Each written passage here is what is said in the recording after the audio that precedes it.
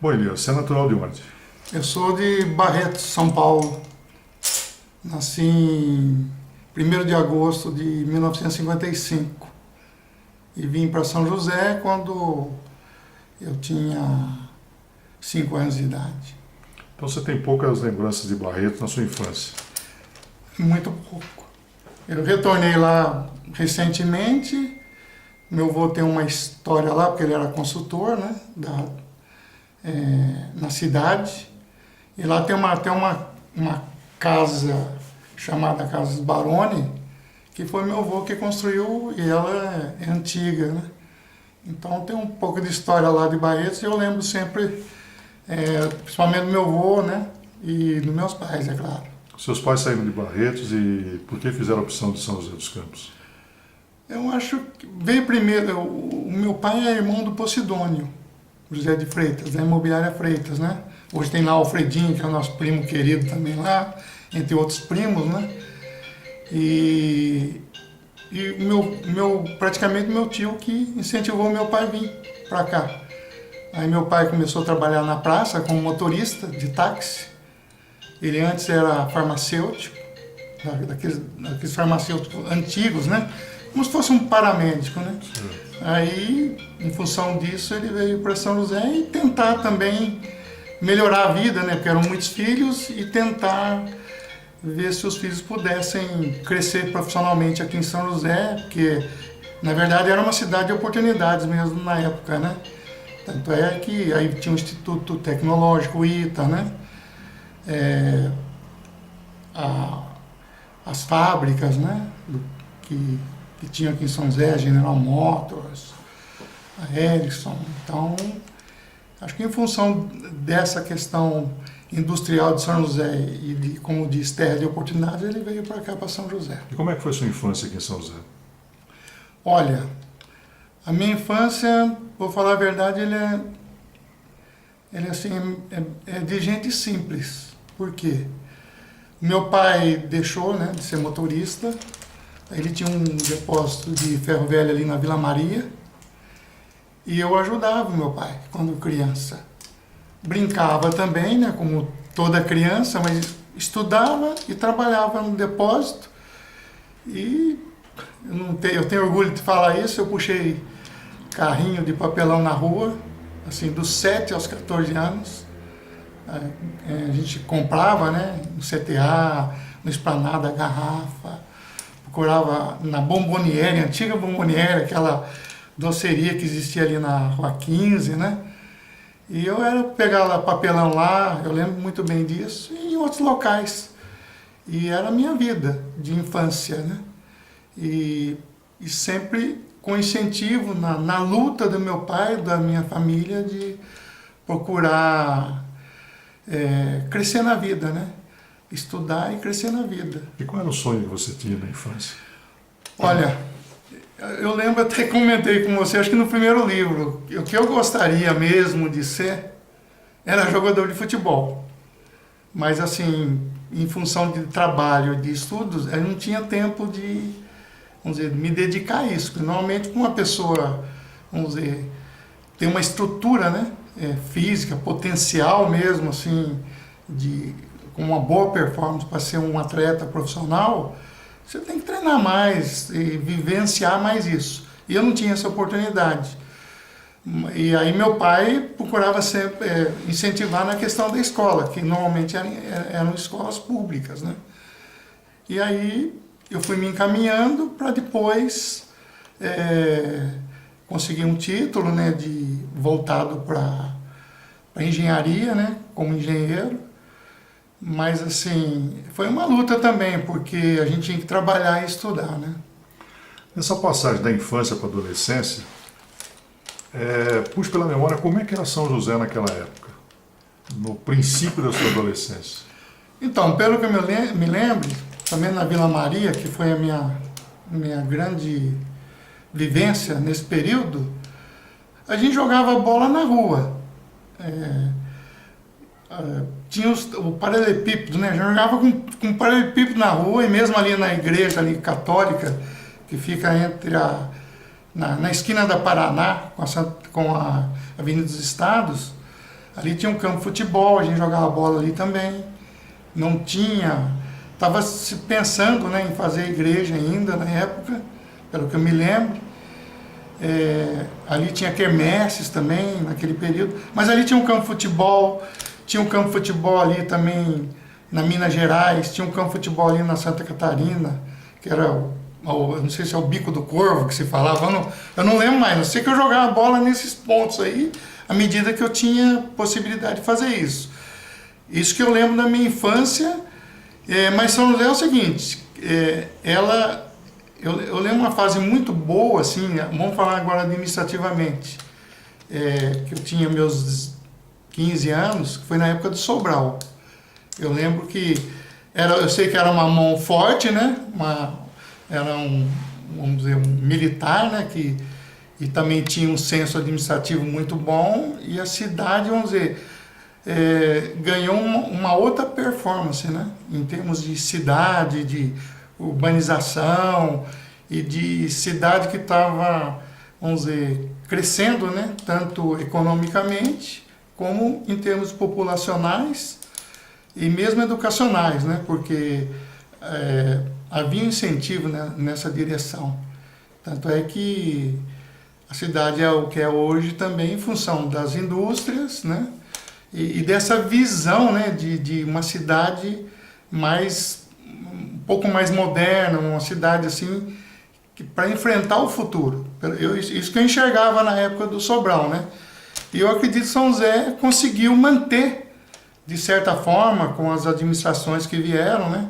Eu acho que mais recentemente pelo Emanuel, com uma cidade assim, mais empreendedora, né? E mais bela de se viver, com um pouco melhores condições de viver. Não que não existam problemas, mas eu via isso no passado, que me destacou muito para mim, a administração do Sobral, que contribuiu muito para essa visão, né? Uma visão que, puxando para o futuro, quer dizer, impulsionando para o futuro uma cidade melhor. E eu acho que houve uma continuidade nesse sentido também com a gestão do Emanuel. Então conta pra gente sobre o seu segundo emprego. O primeiro você já disse que foi no depósito com o seu pai, né? Uhum. Então, aí eu trabalhei na Fundação Vale Paraibana de Ensino. Eu era auxiliar de almoxarife dos equipamentos eletrônicos da Fundação Vale Paraibana de Ensino, que foi dos 14 aos praticamente 19 anos de idade. Eu já tinha quase 19 anos de idade, com 4 anos e 3 meses que eu trabalhei como almoxarife, onde eu cuidava, né, dos equipamentos, fazia o controle de entrada e saída, e tinha até uma convivência com professores da época, né, Jair Cândido de Mello, Haroldo Borges Diniz, Alfredo Fernandes de Almeida, que é o pai do Alfredinho, que é meu primo, inclusive, entre outros, né? João Stockner, né? Se não me engano o nome desse aí também, que eu me lembro, Jamil, Dr. Jamil, se não me engano. Então eu trabalhei lá na Fundação, como se fosse dos 14 anos aos 19 anos. Como é que eram as baladas naquela época, dos seus 14 a 19 anos? Olha, na verdade, assim, eu não vou dizer que eu não fui em alguma... na verdade, eu ia mais em aniversário. Mas como eu tinha um contato e era incentivado pela minha avó para participar da igreja presbiteriana aqui do centro, normalmente eu não participava muito desse ambiente, não. Não que eu fosse um garoto, vamos dizer, alienado, né, dessa questão, não é isso. Mas o meu ambiente era mais voltado para um ambiente mais religioso e muito dentro da igreja presbiteriana de São José dos Campos. Era uma época mais tranquila do que hoje. Ah, sem dúvida. Eu lembro que, assim, as poucas pessoas que a gente ouvia falar em termos de risco, né, para a sociedade como alguém mais perigoso, era amigo da gente da rua, que com a gente convivia, jogava bola, né? Agora não, agora acho que é bem diferente. A violência, ela está bem presente, né? Então o risco é muito alto. Naquela época, como eu disse, reforçando, né? Muitos deles, aquele assassinato que houve lá dos alemães, naquela época, eu tinha gente conhecida da época, mas assim, a distância, não que eu fosse uma pessoa presente na vida dele, mas vira e mexe havia contato com um ou outro, né? Mas era uma relação assim de brincadeira, de brincar, de jogar bola, de estar junto, mas assim era menos assim intenso do que hoje. E a prefeitura? Quando é que ela entrou na sua vida? Bom, eu entrei na prefeitura como estagiário em 1979 e entrei na parte de fiscalização de obras. E o meu primeiro chefe lá na prefeitura foi o Vitor Schuster, que você deve conhecer bem, uma pessoa muito competente, pessoa séria, entre outros engenheiros que eu conhecia lá. Tinha o engenheiro Barretti, e muitos outros lá que a gente foi, engenheiro Galego, a gente foi convivendo ali meio junto, né? Mas logo surgiu uma oportunidade para a gente trabalhar na área de transporte, que estava tentando montar uma estrutura melhor para a área de transporte e trânsito. E eu falei assim, eu acho que eu vou nessa área, porque eu também parece que tinha alguma coisa me puxando para esse lado.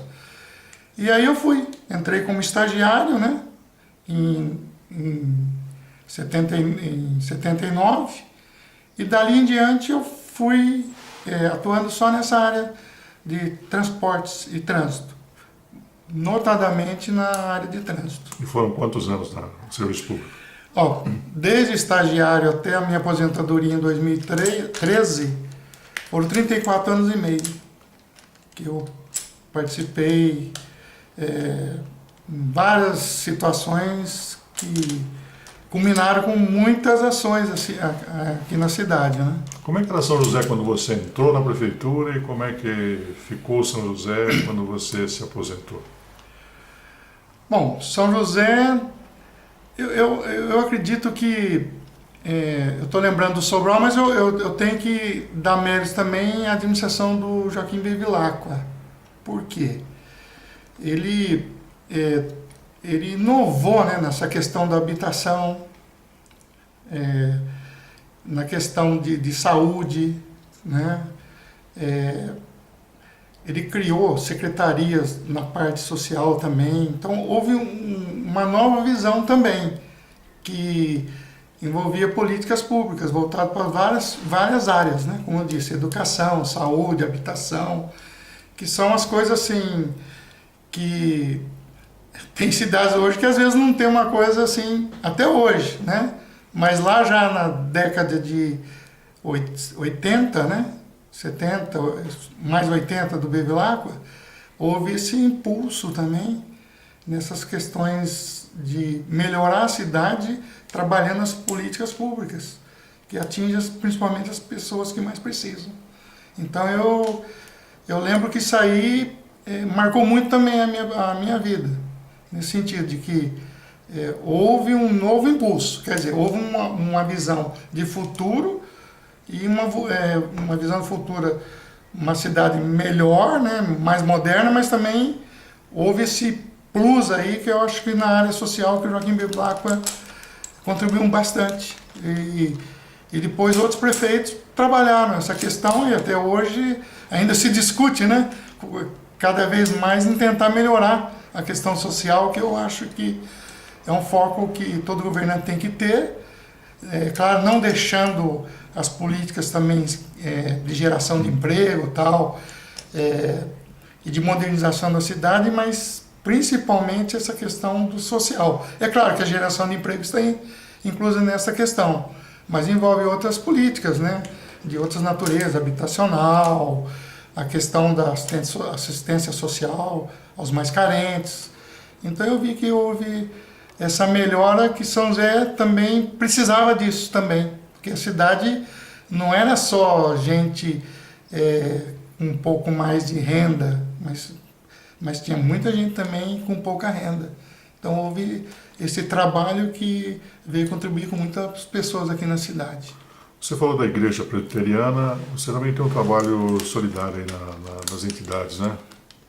Bom, na verdade é o seguinte, eu já fui dos Gideões, né, que trabalham na questão de entregas de Bíblias, né, nas escolas, um período, mas deixei. Minha parte social, eu vou falar, eu procuro trabalhar mais individualmente. Assim, eu vejo a necessidade mais individual e procuro atuar. Mas eu não queria estar destacando, mas a gente busca, às vezes, atender aquele que a gente enxerga como alguém que está precisando mais nesse momento do que outros. Não que não tenham outros. À medida que a gente vai identificando e pode contribuir, a gente procura contribuir. Na igreja eu cheguei a ser diácono de igreja, mas a igreja presbiteriana, o diácono também trabalha essa questão social. Foi um bom período, então você atendia as pessoas carentes da igreja, principalmente, e, à medida do possível, outros que eram indicados para a gente atender. E era de caráter social também, de entregar a cesta básica, ajudar uma outra situação, deslocamento para médicos. Então a gente fazia esse trabalho na igreja. E hoje, atualmente, eu não estou ocupando nenhum cargo na igreja, mas eu acho que qualquer cidadão e que tem somente o cristianismo no coração, ele deve trabalhar essa questão de ajudar o próximo, né? Ajudar o outro na sua necessidade, e principalmente aqueles que mais precisam. Qual a importância da família na sua vida, Elias? Bom, a família é uma ideia de Deus, eu entendo assim, né? Porque nela você aprende e ensina. E principalmente se o aprendizado é assim, com uma ética e uma moral de Deus. Não que a gente seja perfeito, não existe, mas essa ética e a moral de Deus, ela inclui também o amor, né? Porque às vezes se você tem a ética, tem a moral, mas não tem amor, porque o amor é acima da ética e da moral, porque na ética e na moral às vezes você não aceita o erro, e no amor ainda você aceita o erro. Então, sobre esse aspecto, eu acho que a família, os filhos contribuem para a gente crescer como casal, como família, e a gente passa a ter uma responsabilidade do ensino, né, para deixar os filhos da gente na sociedade sendo visto também como um exemplo, né? Não que a gente acerte, e os filhos também têm as suas próprias asas. Agora, a gente procura sempre ensinar o certo para que eles também agissem certo. E a gente, como uma pessoa que cultua uma fé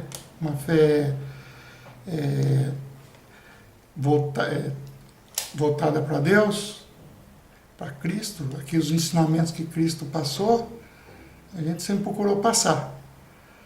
Agora, o caminho é de cada um, e cada um vai trabalhando para tentar ser um cidadão correto também, contribuindo para a sociedade. E a gente faz o melhor que a gente pode. E sempre está com de braços abertos para os nossos filhos, e também para as pessoas que se aproximam da nossa família, e tentando passar que as pessoas são bem-vindas também na nossa família, no nosso convívio, e a gente entende também que a gente tem boas amizades, muita gente considera a gente, porque a gente procura trabalhar esses princípios, como eu disse, não que a gente não vai errar, a gente vai errar, a gente põe às vezes as pitadas de orgulho, não sabe perdoar, tal, mas eu foco muito isso na família, a questão da honestidade que meu pai me ensinou, e a própria Bíblia, que eu entendo como mais um livro que nos traz conceitos maravilhosos, a honestidade, o amor, né, deve prevalecer, e contribuir, né, para a gente viver melhor com as pessoas. E também na questão do perdão, né, saber também reconhecer os erros, se arrepender e vai para frente. Agora que a gente não é perfeito, não é, mas tudo que a gente faz e Deus olha o nosso coração e sabe o que passa nas intenções, né, da mente e do coração humano. Acho que acredito que Deus direciona e a pessoa vai nessa caminhada, nessa peregrinação aqui, entendendo que a família é uma ideia de Deus, como eu iniciei a conversa, e que a família, ela contribui muito para nessa caminhada aqui, nesse mundo aqui dos humanos aqui, de tal forma que a gente possa dar o melhor da gente, não esperando também, de repente, o melhor dos outros, mas se a gente fazer a nossa parte e com bons princípios, a caminhada é mais suave. Quantos filhos? Eu tenho 3 filhos, 2 meninas e um menino. Elias, o que São José dos Campos representa na sua vida? Bom, São José, eu nasci em Barretos, mas eu considero a minha cidade São José dos Campos. São José foi onde eu estudei, foi onde eu conheci meus amigos, tanto na infância como nos dias atuais, onde muitos me conhecem, talvez muitos me conhecem, às vezes não conheçam, né? Mas naturalmente se a pessoa conversar, a gente vai lembrar, né? Porque muita gente que passa, que às vezes nós trabalhamos no setor público, a gente manteve contato com muita gente e se passam tantos anos e não, mas a gente agradece por São José, principalmente para os moradores de São José. Eu, por exemplo, trabalhei na área de trânsito, muita coisa que eu consegui passar para frente era ouvindo também as pessoas. Às vezes a pessoa mais simples, você não imagina que vai trazer uma ideia maravilhosa, vai lá e traz uma ideia e você aplica. Pode ser uma simples rotatória. Aqui não caberia uma rotatória? Puxa vida, aqui cabe mesmo. E uma rotatória, né, a gente que trabalha na engenharia de trânsito, ela reduz muito o acidente. Porque primeiro ela diminui a velocidade. Isso é claro que você não pegar uma pessoa embriagada, tal, mas a estatística mostra que faz isso. Então muitas ideias, desde as menores até maiores, às vezes vieram contribuir. Ou seja, as pessoas que vão convivendo com a gente saber aproveitar, saber lidar com as situações, a gente é muito grato. Então primeiro as pessoas daqui de São José. É claro que a família está sempre na frente, mas as pessoas também do convívio da gente. E talvez é parte do seu livro, né? Muita gente, às vezes, que você tem desde o simples, né? Que tem, às vezes, uma contribuição que ultrapassa, né? Fala, não, puxa vida, como é que essa pessoa... E ela tem uma coisa maravilhosa que ela pode contribuir. Às vezes você tem uma pessoa que, às vezes, tem uma ocupação grande, contribuiu também muito, mas às vezes a essência da coisa, às vezes uma pessoa mais simples contribuiu muito mais do que às vezes outras pessoas. Não que essas pessoas pensantes, pessoas mais intelectuais, não tenham contribuição, pelo contrário, são pessoas que realmente teriam que estar nessas posições porque elas têm potencial, né? Para apresentar ideias grandes, pensar grande também e gerenciar, ser bom gestor. Então a gente entende que as pessoas são mais importantes, independente de qualquer situação. No meu caso aqui em São José, eu gosto muito das pessoas aqui em São José. Você falou ao princípio, num bate-bola, agora você falou ao princípio que o seu sonho era ser jogador de futebol, né? Agora está aposentado. O seu hobby hoje é bater uma bola ou não? Não, o que acontece? É engraçado, né, essa questão aí, porque eu gosto muito de futebol. Eu acho que até sem falsa modéstia, se eu pudesse, né, e tivesse condições, eu acho que eu seria até um jogador profissional. Mas também agradeço a Deus por ter me trilhado nesse outro caminho da engenharia de trânsito e tal. Mas eu eu só estou caminhando praticamente, porque eu estou com um problema de deslocamento vítreo, né, do vítreo. Então eu não posso fazer um esforço muito grande. Então eu estou tendo esse cuidado. Porque depois do deslocamento vítreo, vem o deslocamento da retina, né? Então aí fica mais perigoso. Eu também já tenho problema do joelho. É a idade. Então por isso que eu falei que é engraçado. Porque a turma fala assim, é a melhor idade. Mas não é assim. Eu acho que essa questão da melhor idade, você pode melhorar a qualidade na sua idade avançada, mas não é a melhor idade, porque você vai adquirindo, o tempo depõe quanto ao idoso, quer dizer, você vai perdendo, né? O organismo vai debilitando. Então assim, dentro da minha limitação, estou caminhando, eu gosto também de caminhar. Se eu pudesse, eu voltaria a jogar bola. Mas eu deixei há um bom tempo já de jogar, uns 3, 4 anos. Falando em bola, qual é o seu clube do coração? Bom, eu torço o time que mais fez gol no mundo. Não sei se você sabe. É o Santos, né? Não é isso? Acho que é o Santos Futebol Clube. E interessante que nós estamos em São José, tem um São José, né, que é do interior. E o meu time é de Santos, que é uma cidade, vamos dizer, até menor que São José hoje em população. Se não me engano, Santos deve ter seus 600 mil habitantes e São José beirando seus 700. Mas é um time, vamos dizer assim, do interior, né, uma cidade praiana, mas eu acho que ele é um grande clube, né? Então isso que, é claro, era Pelé, era Robinho e tal, mas eu sou mais era Pelé. Então eu me afeiçoei mais ao Santos, né? Bom, como engenheiro, é incontestável, né? Como família também. Agora, e o Elias na cozinha, como é que é? Bom, eu acho o seguinte, a minha mãe teve 9 filhos e era uma loucura.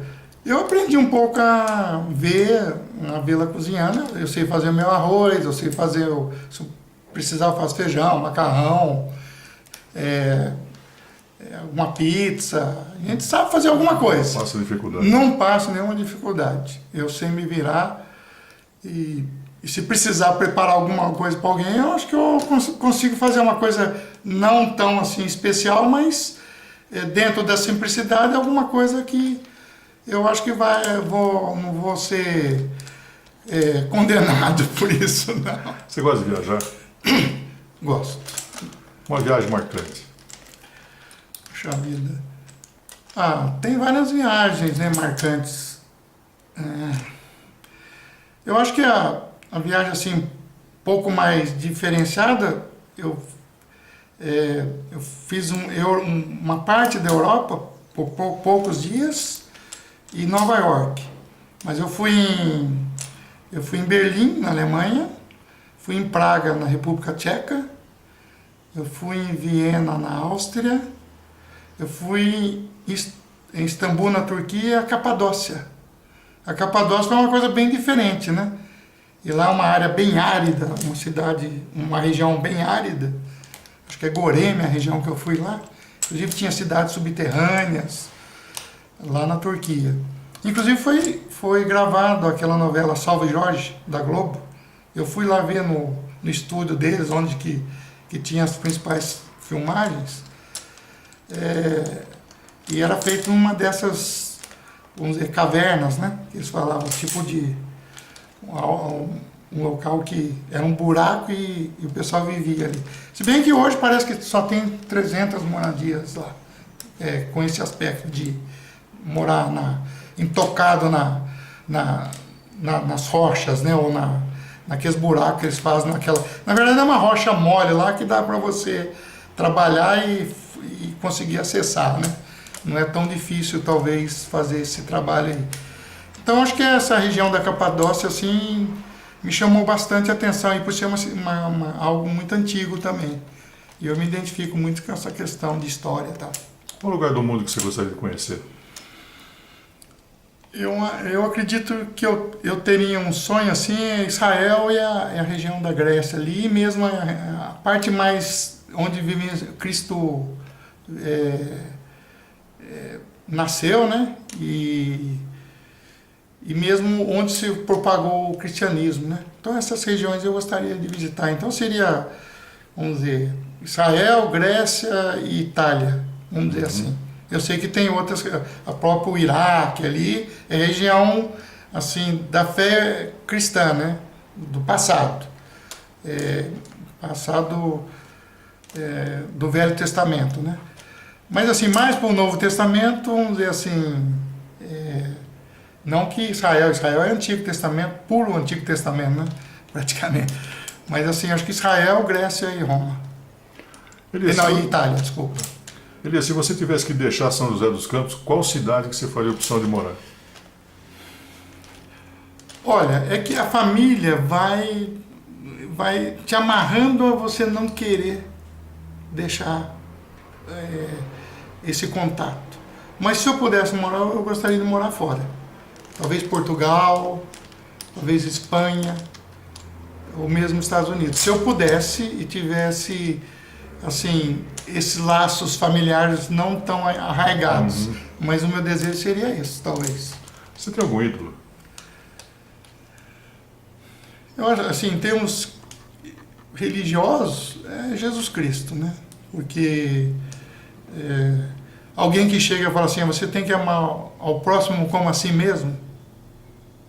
Quer dizer, primeiro você ama você. Então você ama você muito bem, né? Você pelo menos procura gostar de você. Aí, se você... normalmente você gosta de você, a não ser que tenha uma situação diferenciada aí, mas a gente procura primeiro amar a gente, né? Até às vezes muito egoisticamente, né? Aí fala, não, você tem que amar o próximo como a ti mesmo.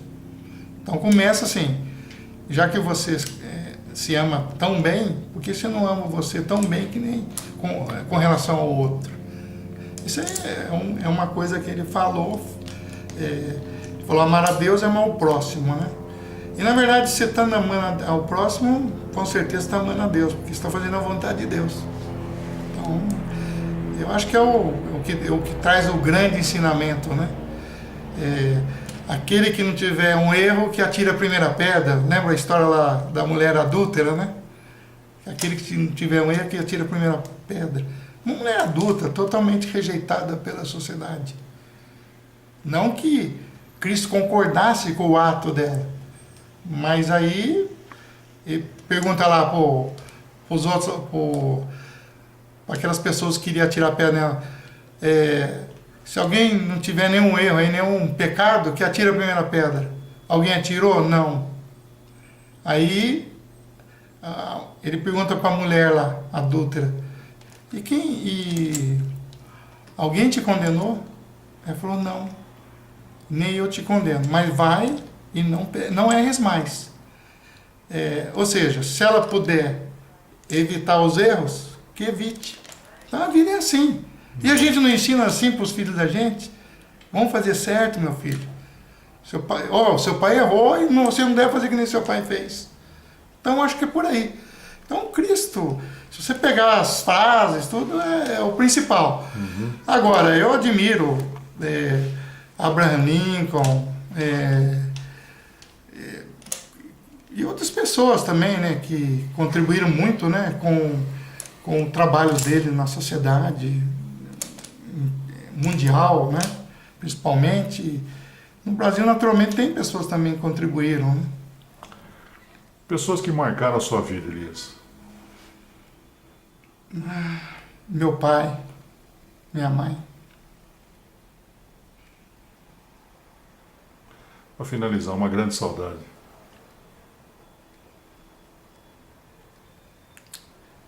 Tem várias, né? Isso está mexendo comigo. Meu sogro. Eu tenho meu sogro, meu pai, minha mãe, Minha irmã, que veio falecer com 33 anos. Tem mais pessoas, né? Um que eu gostaria de citar também, o filho de Sobral, o Eduardo Sobral. Gostava muito dele. Tenho muita saudade dele, né?